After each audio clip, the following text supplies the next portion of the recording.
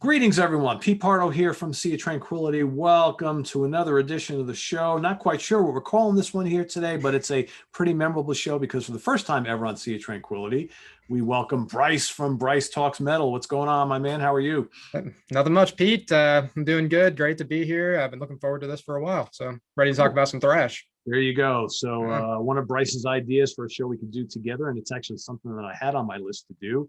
We're talking about our 10 favorite thrash metal debuts. So those first albums that came out that totally did it for us, whether they ever had another good album or not, doesn't really matter. I think most of these bands did, but those first albums that they put out are really, really strong. So we put together a list of our 10 favorites, and we're going to count them back from number 10 to number 1. I'm going to have Bryce kick us off with his number 10.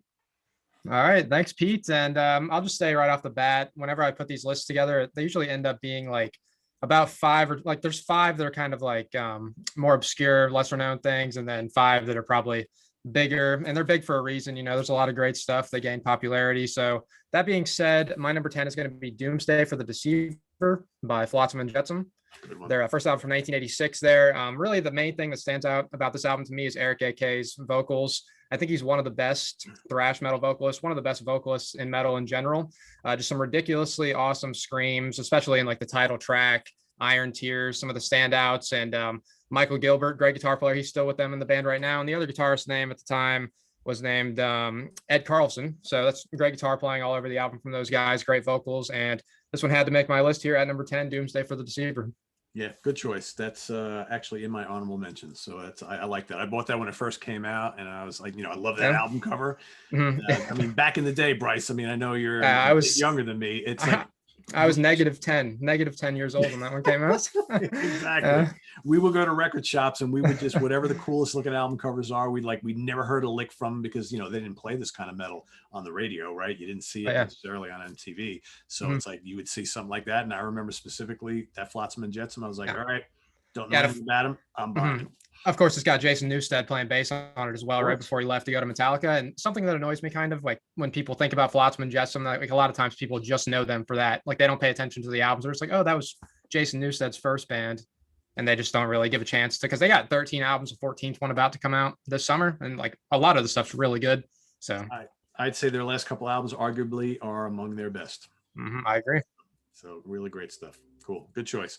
My number 10 is, I had to throw a couple of the German bands in my list because they were a big part of me getting into thrash. I think, most people think of thrash, they think of the Bay Area stuff, right? Stuff from California, rightfully so. But there was a movement happening in Germany as well, right around the same time.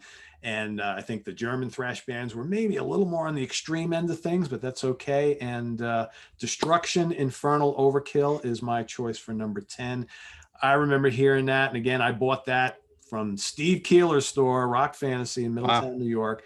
And that was one of those things, but I just walked, I would go into Rock Fantasy all the time. And I would just be like, Steve, what's good that you got in? What's new? And he would just point to stuff. And I saw that album cover, which is pretty cool looking. And I'm like, he goes, oh, got to check out Destruction, really good. And I'm like, all right. So I would buy it.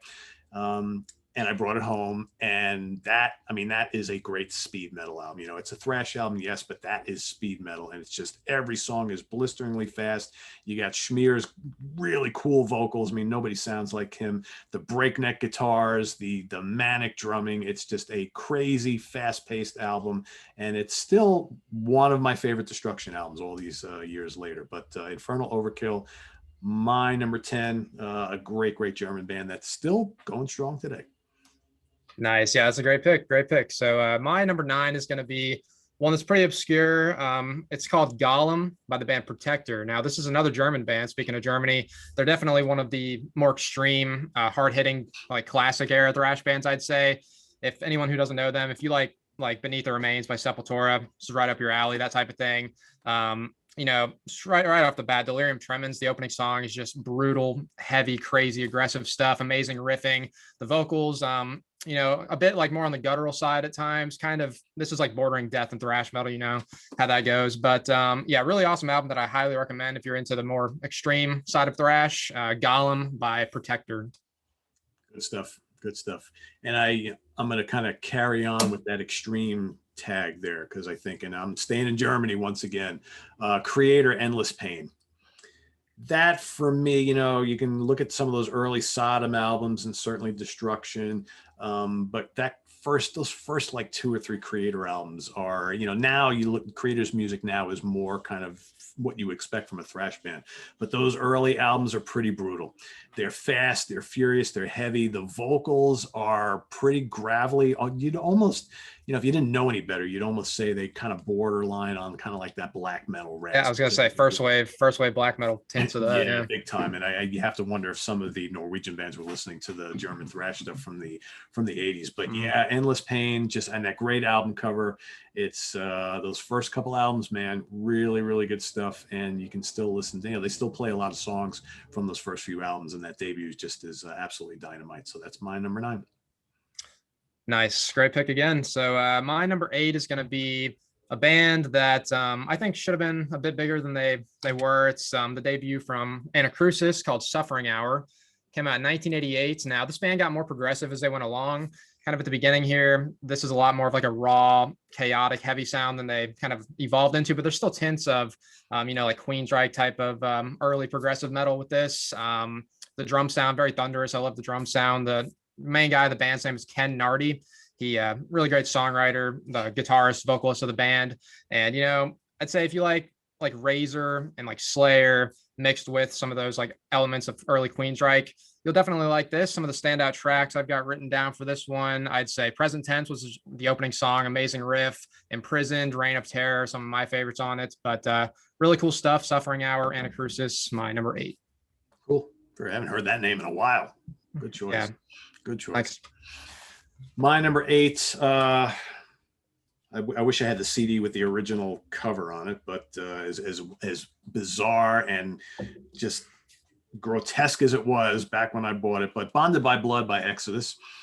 Yes, that is not the original album cover. You got to wonder why they do things like that, right? Maybe it was a rights issue or something like that. Something about that kind of like Siamese, you know, devil baby, whatever thing was. You know, I bought it for that cover, right? I did. Yeah, I like the blue on that album cover. Yeah, I mean, it's visually pretty. You know, the caricature of the creature on it is gross, whatever. But I like monsters and stuff like that, so it doesn't bother me. But yeah, I mean, this is a classic thrash album, and I've gone on record, I'll say it again today, my favorite vocalist in Exodus is actually Zetro.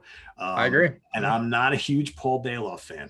I know people hear me say that all the time. They think I'm nuts. But there's no denying the songs on here, you know, Lesson in Violence. I mean, there's so many great songs on here. And this is just a raging, heavy, awesome thrash album, and the way it should be played. And, you know, they got more refined. This is them at their, you know, they're very raw, you know, they're very young. And, you know, the next couple albums when Steve joined the band, obviously they took on a little bit more of a accessible sound at times, but, you know, they became a much bigger band. But yeah, the impact of this album, you really can't measure. I mean, this is a thrash classic for a reason. And number 8, Bonded by Blood. Yeah, that was literally my number 11. Like when I was ranking them, like just barely missed. And yeah, great guitar duo there with Hinault and Gary Holt. So great, yeah, they're both awesome, really good. And Tom Hunting on the drums is a machine too. So yep. Yeah, all right. So my number 7 is World Circus by Toxic. Now this one here, compared to a lot of the early thrash debuts, I think this one the production's a bit better, has like a bit of a more clean sound to it, almost like technical, progressive at times. The guitar playing is like mind blowing. The vocals from Mike Sanders, like majestic, high soaring, like amazing voice, kind of reminds me a bit of maybe like Lizzie Borden or Midnight from Crimson Glory, that type of voice in my opinion.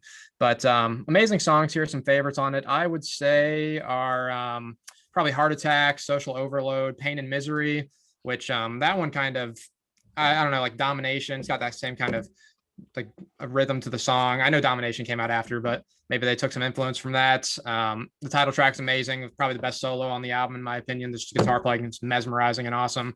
But yeah, really cool band and album here. World Circus, Toxic, my number 7.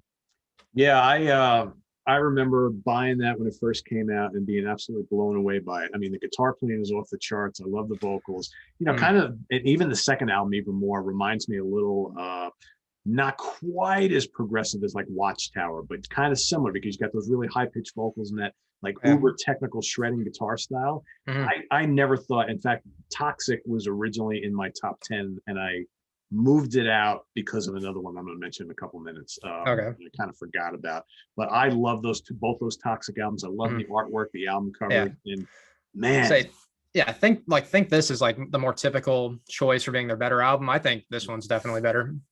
So yeah, they're both a little different. I think World Circus is a little more of. I think the second album is a little more progressive. It's definitely more technical, whereas I think the first album is a little more kind of standard thrash, but the songs are really memorable. Really, really memorable. A great choice. Like I said, I almost had it in my top 10. So we would have duplicated on that one. Yeah. I love it quite a bit. It's in my honorable mention, actually. So good choice.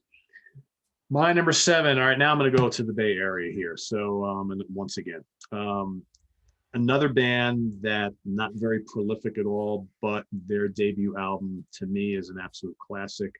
And again, kind of like Exodus, a lot of really good shredding guitar solos, razor sharp riffing, awesome vocals, pretty catchy tunes. Heathens, Breaking the Silence. And another band that we didn't see much output from over the years, and they've put out some stuff in more recent years that's really good and just as strong. I mean, I love the kind of latter period thrash renaissance we've been going through.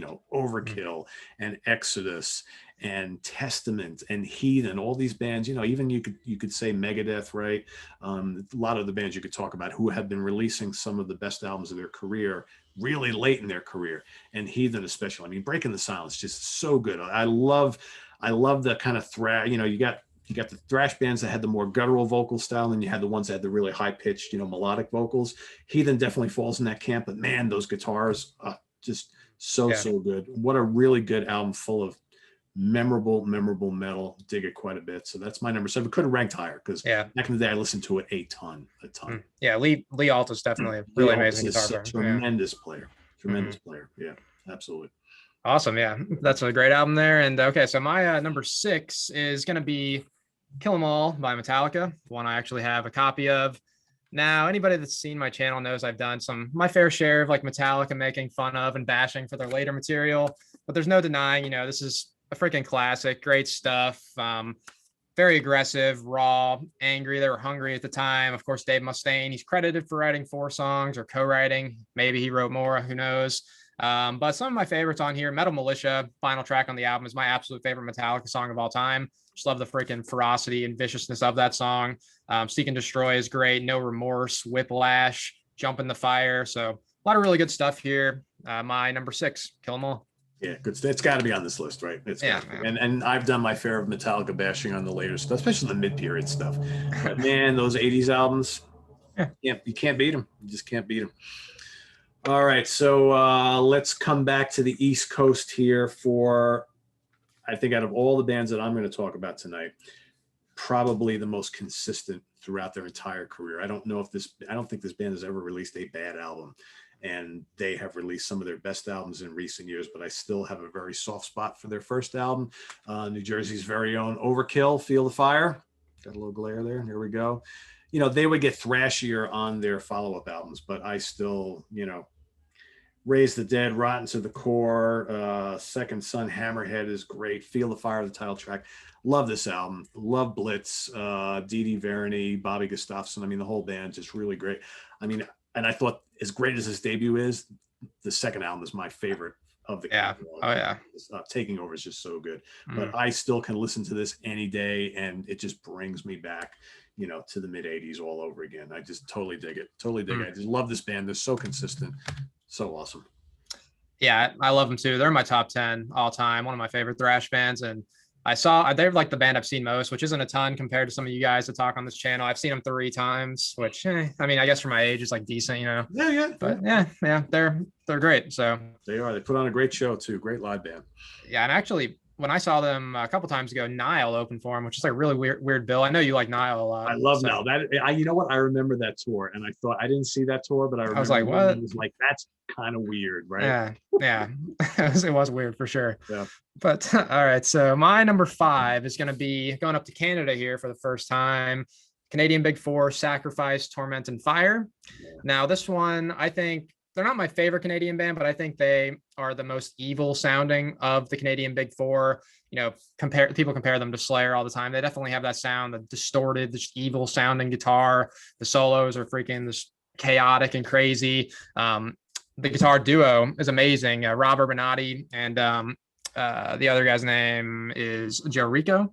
Forgot it for a second there, but and Rob's vocals, he's the singer of the band too, just freaking ferocious, angry sounding, amazing stuff. The title track is my favorite song on the album. It's got a little riff going at the beginning and then just kicks in with his vocals, a scream at the beginning. You're just like, holy shit. And then some other standouts for the album, I'd say, are Turn in Your Grave, Infernal Visions, The Exorcism. So you just got these like evil sounding song titles, so you know, Slayer type stuff. But really, really great start to their career. I don't think they released a bad album, but they've only got 5. So this is really good here to start it off. Torment and Fire, Sacrifice, my number 5. Yeah, I had their first 2 LPs back in the day, and I never replaced them, and I've always wanted to. It's like I was really into those albums back then, and yeah, I think kind of alongside Seven Churches by Possessed. I mean, when those albums came out, that was pretty extreme. Right? Yeah, for the time. Slayer, but then you had these couple albums, and you're like, whoa, wait a second. Mm-hmm. That's when kind of the things started shifting a little bit. I mean, all of a sudden it became okay to add a lot of this extreme, you know, influences into your music, and it really worked, and it just kind of took off from there. And I think Sacrifice is a band that doesn't get enough credit for being a part of that early extreme metal movement. So good choice. Oh yeah, thanks. All right, so my number 5, this is the album that actually replaced Toxic in my list. And I wasn't going to include this because this band I don't really consider a thrash band when you look at their career, but I definitely think this debut, it has enough thrash elements to consider it, and it's a killer debut. It's one of my all-time favorite debuts in metal, period. Self-titled Metal Church album. I mean, come on, you know, Beyond the Black, the title track, In the Blood, Gods of Wrath, which is a cool kind of like almost like it's almost like I'm drawing a complete blank. Fade to Black by Metallica. It's got that kind of like, you know, acoustic beginning. It's kind of mellow, kind of ballady, and then it kills you with the sledgehammer riffs. Gods of Wrath is like that. Merciless Onslaught, Hitman. It's just such a heavy album. Kurt Vanderhoof, who's the coolest guy on the planet. Great riffing on here. Great vocals, produced by Terry Date, of course, very notable guy right there. And I just love this album. It is so brutally heavy and just some of the best like machine gun riffing you'll ever hear. And, you know, for this one album, at least, they were pretty much a thrash band. I know they're looked at more as kind of like traditional metal, sometimes power metal, but definitely early on, I'd include it. They're kind of in that lost zone, like between just traditional heavy metal and freaking thrash. You don't know what to really classify them. Yeah, it's hard. Each of those first 4 albums are great. Yeah, they're awesome. I mean, and there's a lot of bands who came out around that time here in the U.S. that kind of fall into this. You know, you got like Agent Steel and Liege Lord. It's like, you know, well, what are they? Are they thrash? Are they power metal? Are they traditional metal? Are they progressive metal? It's like, you know, it's kind of hard to say, but I don't know. That album is thrashy enough for me, and I usually always include it. Cool, great pick. So my number 4, I'm going way off random here, but I love this album. It's called Mission Executed by the band Target. Came out in 1987. It's a Belgian thrash band. You know these guys? Never heard of them. No. Okay, so I did a top 10 obscure thrash albums list like a year ago, and I had this one very high up on it.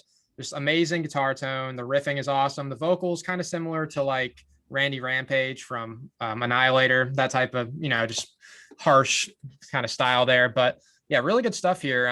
Crisp, sharp guitar tone, just like cuts through the air. You know, it kind of reminds me of maybe the guitar sound on P-Cells, that kind of thing. But yeah, so awesome stuff. Mission to the Andes is amazing. The opening song, I definitely recommend anyone to go check out that one for sure. You know, the production's not the greatest, but I think it works, especially on like a classic thrash album that's got the raw sound like that. There's a lot of good stuff. Besides Mission to the Andes, Hordes of Insanity, They Walk in Front, The Gathering, some of my other favorites. But really cool album here, Mission Executed by Target, my number 4. Cool. I'll check that out. I've never heard of them before. I learned something new today. See that? Yeah. All right, I number four. stumped the Pete. There you go. You did. That's Yeah. good. Well, yeah, I mean, there's so many bands out there. Yeah, there is. It's Yeah. crazy. That's one thing I'll just say real quick. People complain about the modern era of like internet and stuff. There's like so many bands you can just discover like at your fingertips with this stuff. Like so many great classic stuff that I would never know of without the internet. So All the damn time you can discover yeah. new stuff. I mean, it's Yeah. endless. It's endless. It is. Yeah.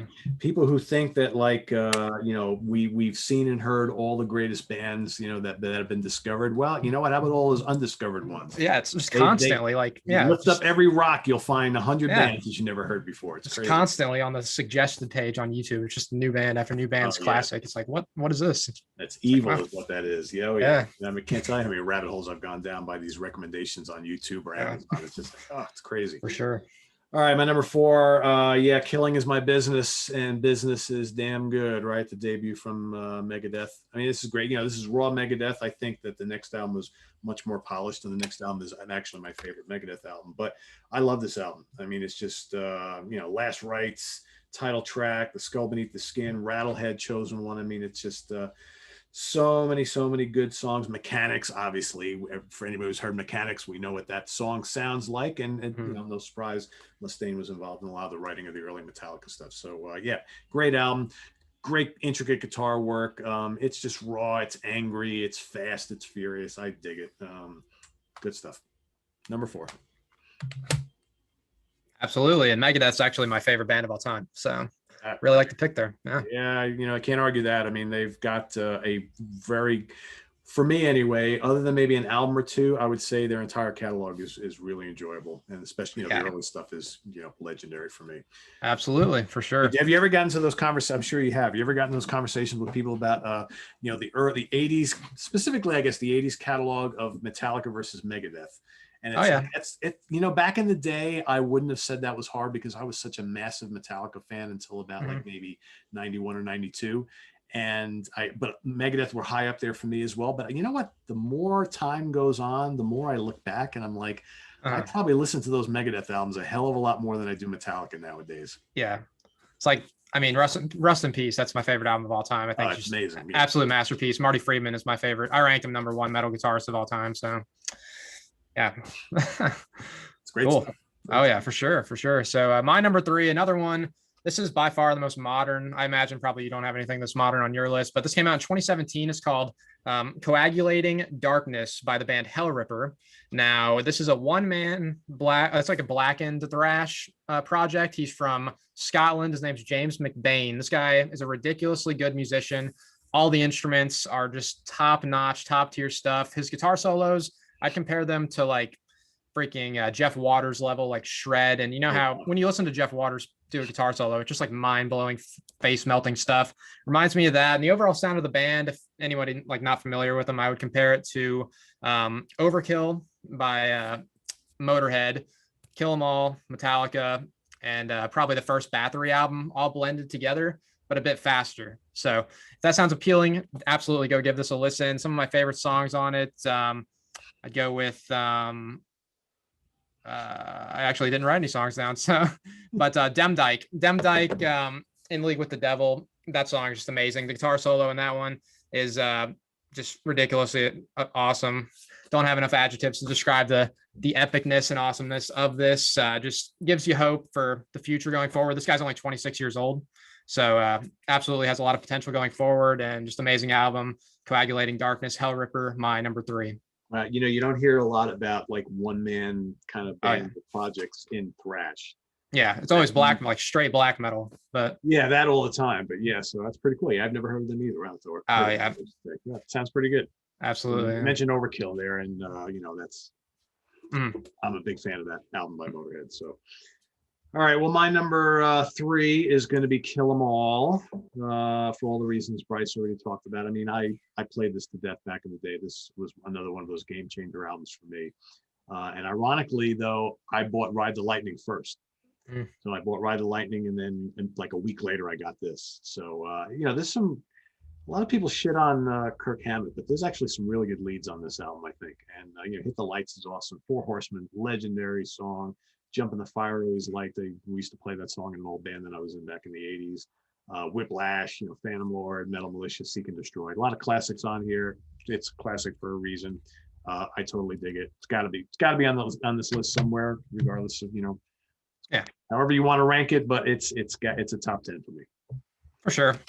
All right, so my number 2 is going to be Killing Is My Business and Business Is Good. I've actually got the cassette tape, which is actually crazy the way I found it. I was just in a random like antique store, and there's like little sections in the corner. Somebody will set up their stuff, and I just see it sitting there. I'm like, holy shit, what the hell? But I'm going home with that. Hell yeah, that's mine right there. I'll take it for $5. But yeah, as you said, just Dave Mustaine, of course, at this time was angry, and you can hear that in this album. Just ferocious, skull-splitting metal. As the very first flyer for the first Megadeth show, February 17th, 84, I believe it was, it said skull-splitting metal, and that's perfect words to describe this. I love the Last Rites Love to Death opening with the piano, and then it kind of shifts into that riff. It's just absolutely ferocious and killer. And somebody brought this up before to me. I've heard people say this. Dave Mustaine's riffs are like a lot of times more complex than people's guitar solos. Just when you listen to these riffs, just super complex, awesome stuff. The title track is amazing. A couple more of my favorites, I'd say, are Chosen Ones, Looking Down the Cross, and Mechanics. But top to bottom, amazing stuff here. My number 2, Killing Is My Business, from my favorite band, Megadeth. There you go. Yeah, I mean, that's one of the reasons why I like their music so much. As being a guy who's really into prog rock and prog metal, I like that kind of complexity. And I think that have Megadeth ever done like a song that has just like what you would call like a typical riff? I don't think so, right? It's just everything is so well thought out and very meticulous, but it's definitely it's challenging to listen to. And if you're a guitar player, obviously, so it's not that easy. So yeah, that's a great choice, great album. My number 2, I don't have a hard copy of, but I love it. I loved it when it first came out, and I love this band. In fact, I always talk about how Testament should be in the big 4, and the Legacy is my choice for number 2. I think it's just pretty much, the first 2 Testament albums are nearly equal in their perfection, and there's just something about that voice of Chuck Billy and those shredding lead guitars of Alex Skolnick, the great rhythms. Another guy who's doesn't get enough credit for creating some of the greatest riffs on the planet, Eric Peterson, and the drums, and these great melodic songs that, kind of like Megadeth. Testament just put together these really complex riffs that yet were so catchy and so easy on the ear, right? Yeah. And I've always loved their music. And again, another band that I don't really think has ever released a bad album. I was going to say that. To get better. Their most recent albums are absolutely amazing, but it all started from somewhere, and it started on the Legacy, and the Legacy has a long-standing legacy of being one of the great thrash debuts of all time. And it has risen up my rank. If we were to talk about this like 10, 15, 20 years ago, it would have been in my top 10, but maybe not quite as high. But I think the Testament for me over the years, my appreciation for them has grown immensely. And so, yeah, that's my number 2. Pretty high, but yeah, I love it. Absolutely. Awesome. Yeah. Great band and great album. And like you said, like 10, 15 years ago, you said your list would have been different. I'm just curious to know, like 30 years from now, how much different my stuff is going to be. So it's interesting. But my number 1 has got to be this right here, Alice in Hell, Annihilator. They had released several demos previous to this. And so by this time, when they put out the full-length debut, their sound, like the production's amazing on this. As I said earlier, a few minutes ago, Jeff Waters is arguably the best guitarist in thrash. I like Marty Friedman a bit better, but Jeff Waters right up there with him. His solos are ridiculous and just mesmerizing. When you hear him do a solo, it's like ridiculous. I've never seen him live. He doesn't like to play America for some reason. What the heck? But dude, but like I see videos on YouTube, and like you see his picking hand just like doesn't move, but he's just going so fast and just so it's chaotic but controlled and just amazing stuff. The guitar tone on here is awesome. Randy Rampage, RIP, passed away in 2018. I really love his vocal style on here, and I think something with Annihilator, a reason they might not have been a bit bigger than they were, is because they had a different vocalist on each of the first 4 albums.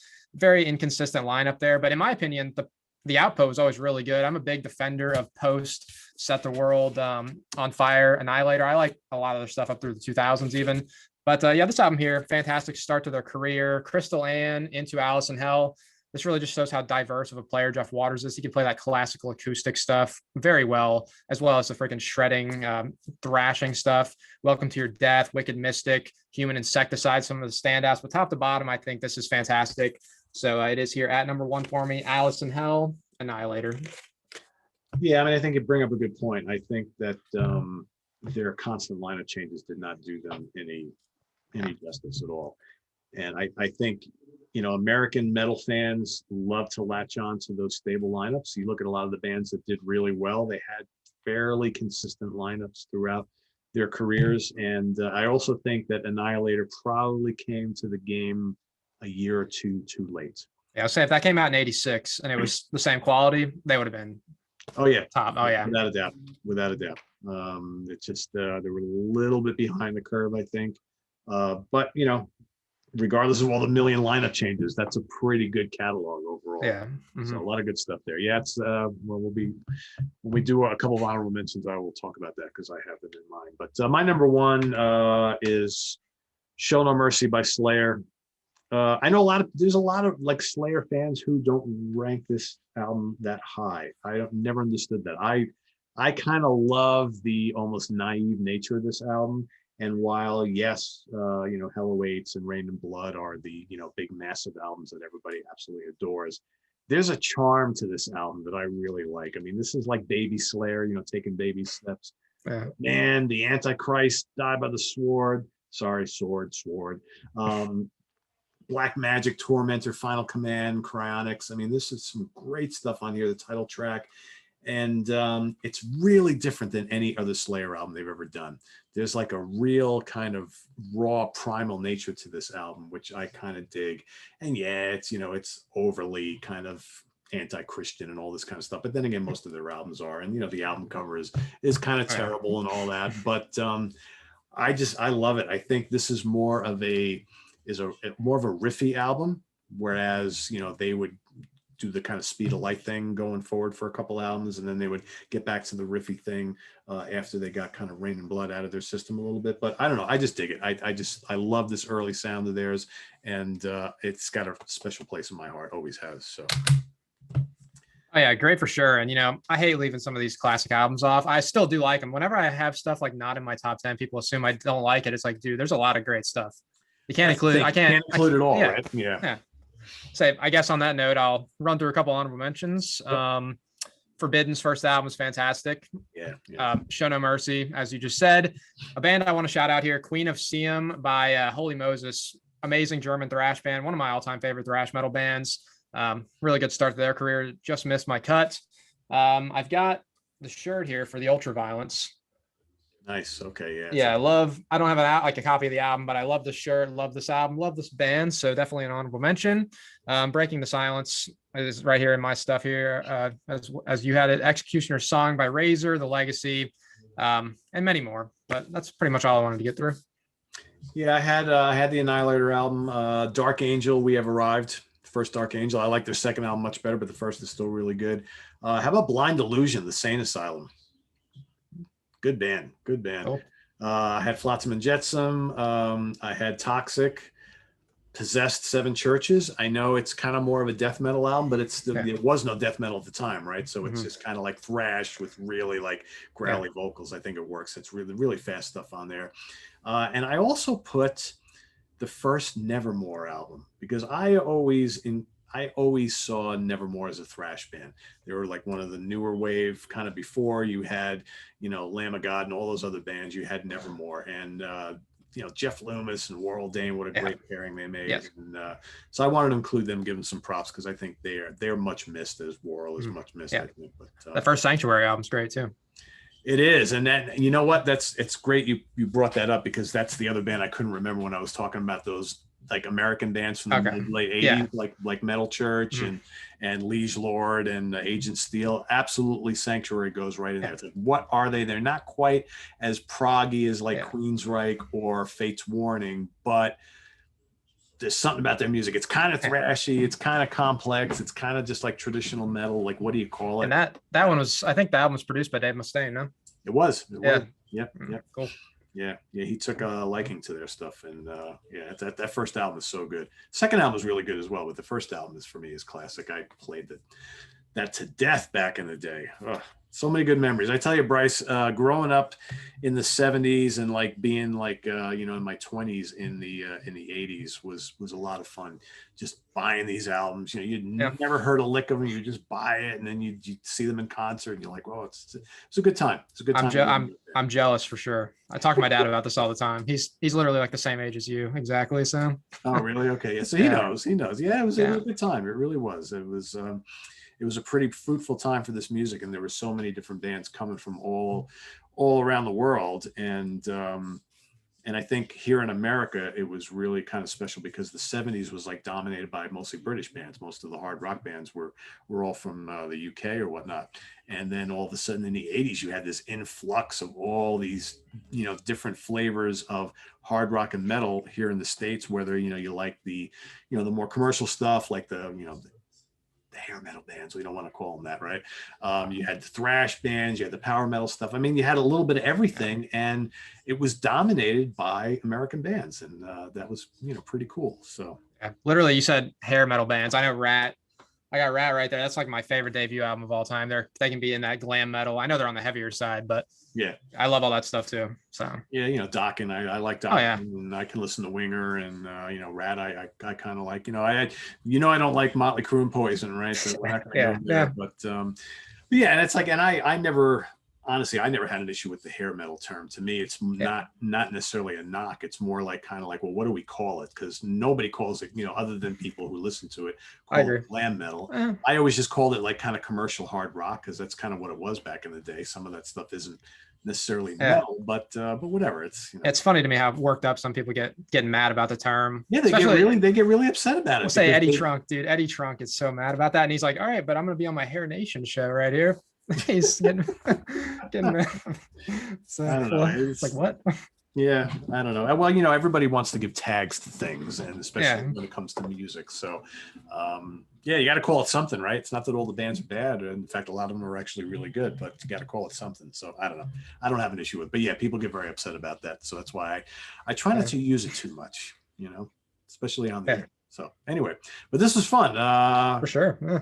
So now that we've kind of broken the ice and Bryce is here, I'm going to be going to his neighborhood this weekend. Sir. So if you want to talk a little bit about that, what we're doing on the weekend. Yeah, this weekend I'm going to have Pete on my channel, Bryce Talks Metal, just all one word. If you guys want to check it out, we're going to be doing our top 10 hard rock vocalists. So that should be a really cool list. I'm also going to have Nick Franco back on, I think, Sunday to do the top 10 metal albums of 2004 with me. So a lot of cool stuff coming up with my channel. Got a bunch of cool top 10s and rankings if y'all want to check that. So yeah, thanks again, Pete. This was awesome. Thank you so much for having me. Thanks for coming, and make sure everybody's watching. Go over to Bryce's channel, give him some love, click on that subscribe button. We want to boost up his numbers a little bit, get people watching his cool talent. If you're into metal, he's got all sorts of cool stuff over there. So make sure you go check it out, and visit us here on the web at www.seatranquility.org. We're on Facebook, we're on Twitter, of course, we're here on YouTube all the damn time. Yeah, especially today. I feel like I have been here every hour of the day today. It's like crazy. So for Bryce, I am Pete. Thanks for joining, everybody. We'll see you tomorrow with more stuff, and have a good one, everybody. Take care.